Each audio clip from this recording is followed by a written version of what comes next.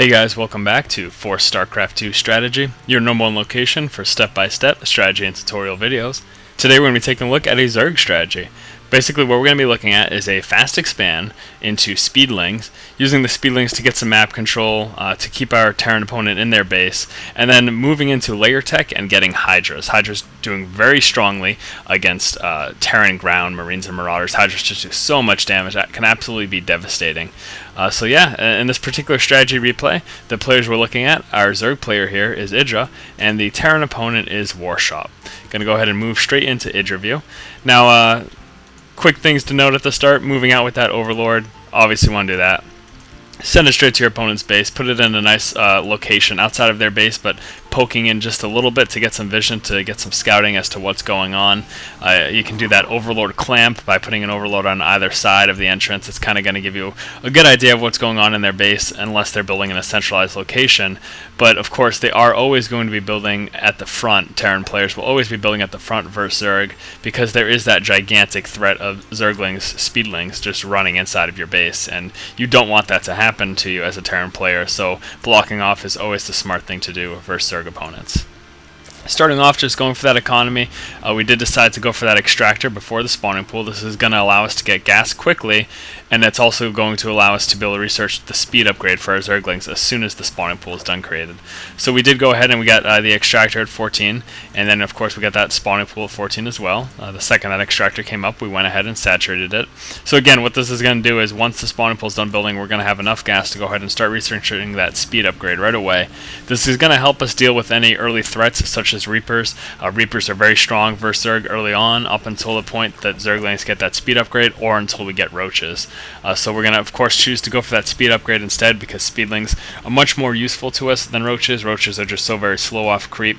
It's kind of harder to contain your Terran opponent with Roaches, but with Speedlings, there's always that threat of you running into their base, so they're much more terrified of that, and they're much more likely to stay inside of their base for the most part. Moving in, getting some scouting information, we see the orbital command. We saw this free Vespian geyser here, so we just went ahead and dropped our Extractor on it.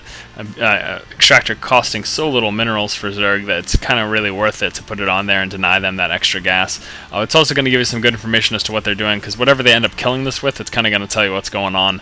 If he moves up a Marauder or Marine up here, you're going to know that that's what you're seeing. If he moves up a Hellion, you can expect Hellions. You know, if he moves up a Reaper, obviously you can expect a Reaper inside of your base. Now, our Terran opponent here is, of course, moving into our base with that scouting SCV. Not sure, in fact, if he did see... Yes, okay, so he did see our Extractor there, so he does know that we're not going for that super fast expand, but we are going for a fast expand nonetheless. We did end up dropping this at about 20 supply. I will get that exact number in the build order that's going to be placed in the video information at the bottom, right down there. I'm pointing right now, but it's not doing anything because you guys can't see me. So, moving up, we saw that factory there for a brief moment, and I'm sure Hydra was paying attention to it. He moved up. He got just enough vision to see that factory that was floating there, and we will eventually be confirmed of that when we do see Hellions. So yeah, we're going ahead and going for this fast expand. Again, we're using these Speedlings. Going to be Speedlings shortly. We're going to be using these Speedlings to kind of contain our opponent, also to get a good idea of what's going on. We're going to see a push before it happens by having them outside of his base there. Moving our Queen down so we can go ahead and spawn some larvae as soon as this hatchery does come up. And again, so far, basically what we've been doing is just working on a strong economy, working on our macro. We're not too worried about an early push yet, because we do have the scouting information and we haven't seen anything quite yet. So now that this hatchery's up, something you are going to want to do is have this spine crawler ready. So you do want to go ahead and start creating that before the hatchery finishes building. This is going to protect you from garbage like this. It's going to protect you from Hellion harass. You want to go ahead and drop this at a nice location. If possible, like on this map, a spot between your expansion and your main, like right by a ramp here. Really good, because it kind of deters them from going in either direction. If they go up the ramp, they're going to get poked. If they move in towards this hatchery, they're going to get poked. Of course, they can more easily run behind the mineral line here, but all it really takes is some good micromanagement, pulling your workers back so they don't get that flame shot right to the face, and then moving in with your Speedlings as soon as you get in a good position like we did there. So Speedlings were able to catch up to those Hellions, and they did, of course, take them out. So as you can see here, we are moving up to that Lair tech. Again, what we're looking to do here is that Speedling Contain, that Speedling Harassment, into Hydralisks. Of course, because Hydralisks do so much damage, they're going to be very effective of taking out units that your Terran player is going to have early on in the game, that your Terran opponent's going to have early on in the game. So we're just trying to keep a good idea of what our opponent's doing, trying to keep some vision on their base, get an idea of when they're moving out. If you saw a huge push coming, you would of course want to make some more Zerglings, some more Speedlings to back up. Also, this is going to help you a ton, Spine Crawlers.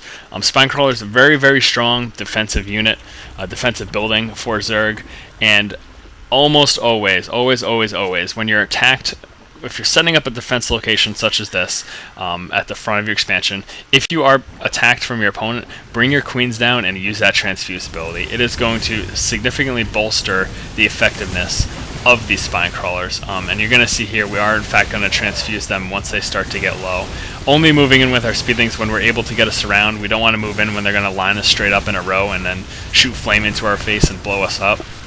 You want to make sure that you can get us around, because again, that's when Zerglings are most effective. And again, just use that transfuse ability whenever these spine crawlers get low, and they're just going to be so strong at warding off any attack there. If those spine crawlers were not there, and we had the amount of Zerglings that we did, which wasn't too many because of this fast expansion, if it weren't due to these spine crawlers, that push that we just saw definitely would have took us out. That was a lot of Marauders and a lot of Hellions, heck of a lot of damage, and the Hellions would have just burnt through our Zerglings. But basically what we were able to do is we were able to keep our Zerglings back, let the spine crawlers poke at them, and then once we were able to get into a position where we could get a surround on them with our Zerglings, that's when we moved them forward and they got that surround and were able to take them out.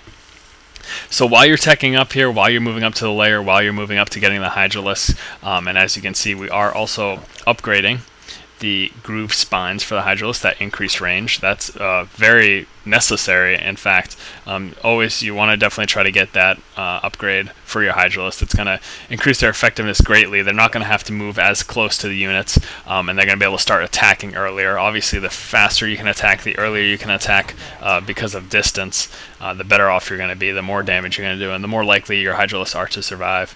Now, we do see here that he is planning on expanding soon.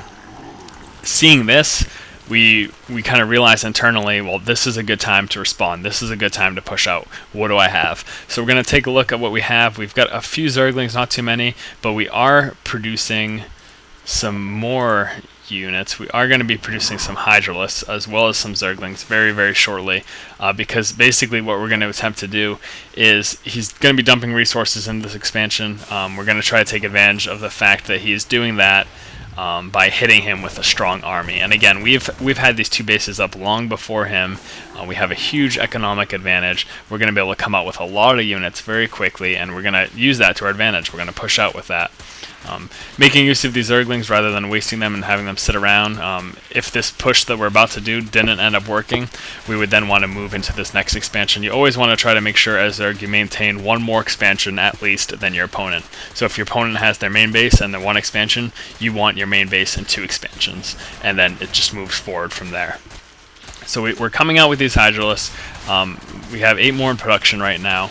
We're going to be doing what we can to take out these rocks, and then once these additional Hydralisks come out, we are going to be pushing forward.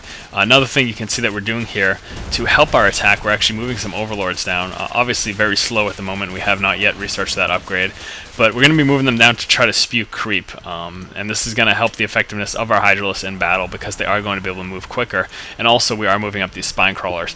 Not a bad idea. Bring some Overlords up, spew some creep, and move up the spine crawlers to help your offense. Definitely can be very effective, can be very strong. So once they do eventually get there, we're going to start spewing creep, but in fact we are actually in this particular replay going to win the game before that point, so it wasn't really necessary. But I did just want to explain to you why we're doing what we're doing, why those Overlords were moving forward. So as you can see, this is exactly what I was talking about. Hydralisks do so much damage versus these Terran ground units early on. Even with the stim pack available, you can just see how quickly the Hydralisks were able to mow them down. In fact, we did not even have to move in any Speedlings as well.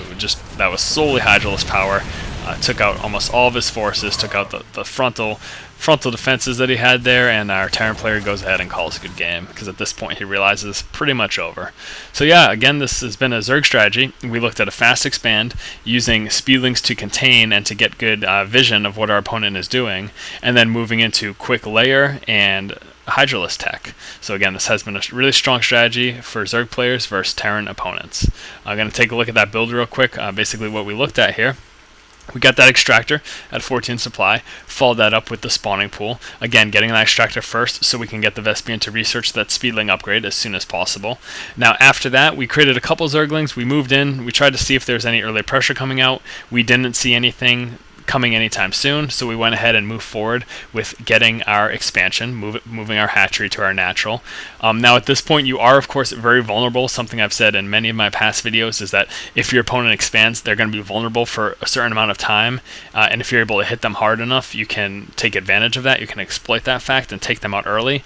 So in order to protect ourselves from this happening, we created some spine crawlers. We started off with just the one to fend off that Hellion attack, coupled with some queens, and then we put even more spine crawlers, ending up with 4 spine crawlers, using the Queen's Transfuse and using the Speedlings only when we can get a good surround from that push. And as you can see, basically, had that push happened with those Hellions and those Marauders that our Terran player did, had we not had those spine crawlers, it's very likely he would have taken us out. So if you do go for this type of strategy where you're expanding early, make sure you have some sort of defense to prevent yourself from getting wiped out from an early push.